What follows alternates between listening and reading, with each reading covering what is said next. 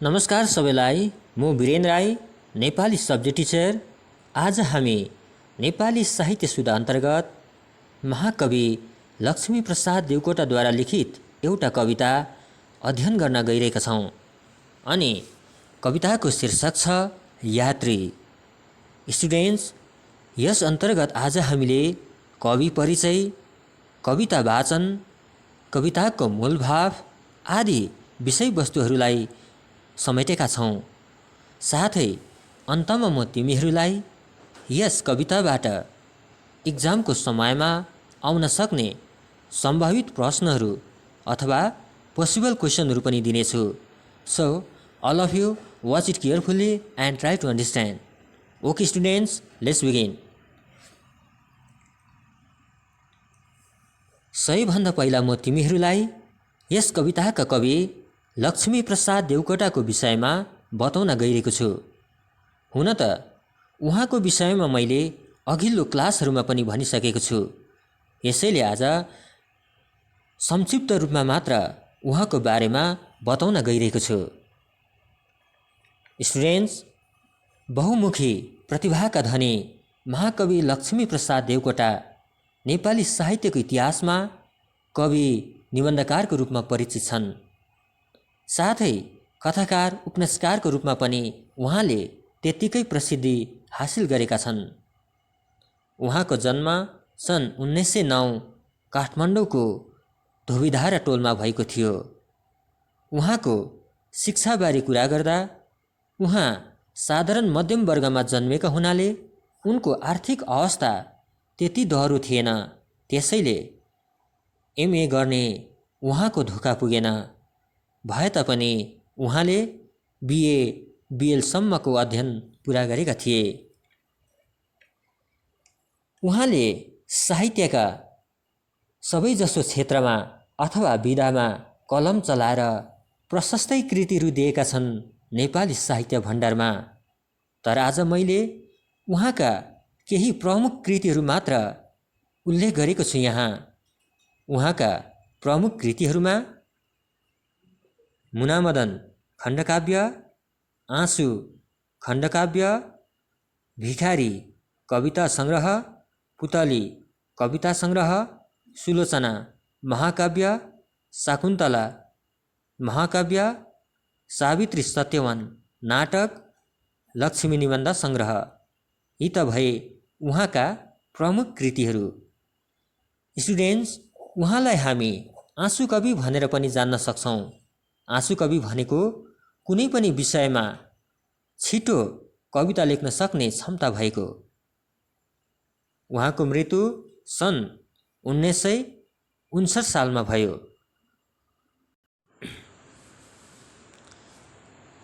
अब म तिमीहरूलाई कविता वाचन गरेर सुनाउन गइरहेको छु। कविताको शीर्षक छ यात्री। कवि हुनुहुन्छ लक्ष्मीप्रसाद देवकोटा। कुन मन्दिरमा जान्छौ यात्री, कुन मन्दिरमा जाने हो, कुन सामग्री पूजा गर्ने सात कसोरी लाने हो, मानिसहरूको काँचरी कुन देउपुरीमा जाने हो, हाडहरूका सुन्दर खम्बा, मांसपिण्डका दिवार, मस्तिष्कको यो सुनको छाना, इन्द्रियहरूको द्वार, नशा नदीका तरल तरङ्ग, मन्दिर आफू अपार, कुन मन्दिरमा जान्छौ यात्री, कुन मन्दिरको द्वार। मनको सुन्दर सिंहासनमा जगदीश्वरको राज, चेतनको यो ज्योति हिरण्यमय, उसको शिरको ताज, शरीरको यो सुन्दर मन्दिर विश्व क्षेत्रको माझ, भित्र छ ईश्वर बाहिर आँखा, खोजी हिँड्छौ कुनपुर, ईश्वर बस्दछ गहिराईमा, सतह बहन्छौ कति दूर, खोजी गर्छौ हृदय लगाऊ, बत्ती बाला तेज प्रचुर। साथी यात्री बीच सडकमा ईश्वर हिँड्दछ साथ, चुम्दछ ईश्वर काम सुनौला गरिरहेको हात, छुन्छ तिलस्मी करले उसले सेवकहरूको मात, सडक किनारा गाउँछ ईश्वर चराहरूको तानामा, बोल्दछ ईश्वर मानिसहरूको पीडा दुःखको गानामा। दर्शन किन्तु कहीँ दिँदैन चर्म चक्षुले कानमा, कुन मन्दिरमा जाने यात्री कुन नवदेश बिरानमा। फर्क फर्क हे जाऊ समाऊ मानिसहरूको पाउ, मलम लगाऊ आर्तहरूको सहराइरहेको घाउ। मानिसहरू भई ईश्वरको त्यो दिव्य मुहार हसाऊ, मानिसहरू भई ईश्वरको त्यो दिव्य मुहार हसाऊ। स्टुडेन्ट्स, अब म तिमीहरूलाई यस कवितामा कविले के कस्ता धारणाहरू प्रकट गरेका छन् सो कुराहरू बताउन गइरहेको छु।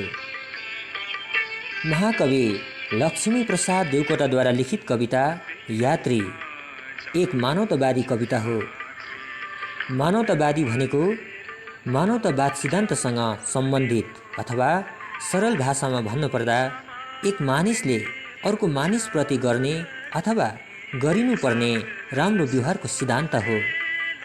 यस कवितामा कविले यस्तो धारणा प्रकट गर्नुभएको छ कि हामी मानिस भई जन्मिसकेपछि एकार्कामाथि हामीले दया, माया, क्षमा तथा सेवाभाव राख्नुपर्छ। मानिस भएर अर्को मानिसको काममा आएको हुनुपर्छ, अर्थात् खाँचोमा परेका दुखित पीडितहरूको सेवामा जुट्नुपर्छ भन्ने मानवतावादको सन्देश दिनुभएको छ कविले हामीलाई। प्रस्तुत कवितामा कविले यात्री भनेर हातमा फलफुल प्रसाद इत्यादि बोकेर मानिसहरूको काँध चरी आफूले गरेको कुकर्महरूबाट मुक्ति पाउनको निमित्त मन्दिर, मस्जिद, गुम्बा, चर्च, गुरुद्वारतिर भौतारिने ती तमाम मानिसहरूलाई इङ्गित गरेका छन्। कवि भन्नुहुन्छ, ईश्वरको पूजा गर्न मानिसहरू मानिसहरूकै काँध चरेर देवपुरीमा जान्छन्। वास्तवमा ईश्वरको दर्शन गर्न, पूजा गर्न विभिन्न प्रकारको सामग्रीहरूको आवश्यकता पर्दैन। ईश्वर खोज्न मन्दिरको ढोका ढकढकाउनु पर्दैन, मस्जिद, गुम्बा, चर्चहरूतिर भौतारिनु पर्दैन, किनभने मानव शरीर नै ईश्वरको साक्षात् मन्दिर हो अनि मानिसको हृदयमा नै ईश्वर बस्दछन् भन्दै कविले मानव शरीरलाई नै मन्दिरसँग तुलना गर्छन्। साथै कविले मानव शरीरको प्रत्येक अङ्गलाई मन्दिर निर्माणको बलियो वस्तुको रूपमा वर्णन गर्दै भन्छन् कि यो मानव शरीर रूपी मन्दिरमा हारहरू मन्दिरको खम्बा हुन्, मांसपिण्डहरू यसका भित्ता हुन्, शिर अथवा टाउको यसको छानु हो, इन्द्रियहरू ढोका हुन्, नसाहरू त्यही मन्दिर भएर बग्ने नदीहरू हुन्। यसैले हाम्रो यो शरीर नै मन्दिर हो अनि यही शरीरको मनमा ईश्वरको बास रहेका हुन्छन्। यसैले ईश्वर आफै भित्र समाहित छ, बाहिर ईश्वर खोज्नु व्यर्थ छ। अझ कविले मानवतावादी दर्शन प्रस्तुत गर्दै भन्नुहुन्छ कि हामीले सबैप्रति सद्भाव राखे, सदैव सत्कर्म गरे ईश्वर खुसी हुन्छन्। ईश्वरलाई पाउनुको निमित्त हामीले बाहिरी आँखाभन्दा भित्री दिव्य चक्षुलाई परिष्कृत र परिमार्जित गर्नुपर्छ, तब मात्र हामीले ईश्वर देख्न सक्छौँ। ईश्वर त संसारको चारैतिर छरिएर बसेका छन्, प्रकृतिका कण कणमा व्याप्त छन्, तर ती ईश्वरको दर्शन गर्नुको निमित्त हामी सदैव सुबाटोमा अग्रसर भएको हुनुपर्छ, कर्मशील बन्नुपर्छ, त्याग र सेवाका कार्यहरू गर्नुपर्छ। यदि हामीले यस्ता उत्तम कार्यहरू गर्यौँ भने स्वयं ईश्वरले हाम्रा कर्ममय हातहरूलाई स्पर्श गर्न, आशीर्वाद दिन अघि बढ्छन्। वास्तवमा ईश्वरले सडक किनारमा चराचुरुङ्गीको गीतमा पीडित र दुखित मान्छेको हृदयमा आसन जमाएका हुन्छन्। यी आर्तहरूको सेवा गर्नु नै ईश्वरको सेवा गर्नु हो। दिन दुखीलाई रिझाउनु नै ईश्वरलाई रिझाउनु हो एवं खुसी तुल्याउनु हो। ईश्वर त भित्री तत्त्व हुन्, जो चर्म चक्षुले बाहिर हेरेर भेटिन्न। धनको तुजुक र बनावटी तमसामा ईश्वर बसेका हुँदैनन्, तर प्राकृत सरलतामा ईश्वर बसेका हुन्छन् भन्दै कविले कविताको अन्तमा नयाँ बिराना मुलुकहरूमा, मन्दिरहरूमा ईश्वरको दर्शन गर्न जाने अन्धविश्वासी, परपीडक, विश्व मानव तीर्थयात्रीहरूलाई मानव सेवामा फर्कने आह्वान गर्नुभएको छ। साथै दुखित पीडितहरूको सेवा नै ईश्वरीय सेवा हो भन्ने सत्य धारणा प्रकट गर्नुभएको छ।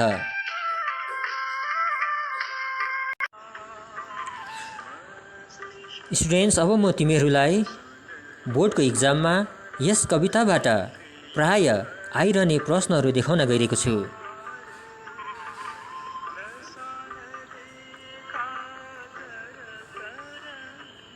क्वेसन नम्बर कमा छ, यात्री कवितामा यात्री भनेर कसलाई भनिएको हो?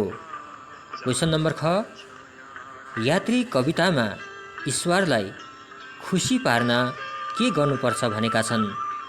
क्वेसन नम्बर ग, यात्री कवितामा कविले भगवानको बास कहाँ हुन्छ भनेका छन्? क्वेसन नम्बर घ, कविले यात्रीलाई मन्दिर आफूभित्र नै अपार रूपमा निहित छ भनेर कसरी भन्नुभएको छ? यस्तै प्रश्नहरू दिएको हुन्छ इक्जामको समयमा। ओके स्टुडेन्ट्स, आजलाई यति नै। By by, have a nice day.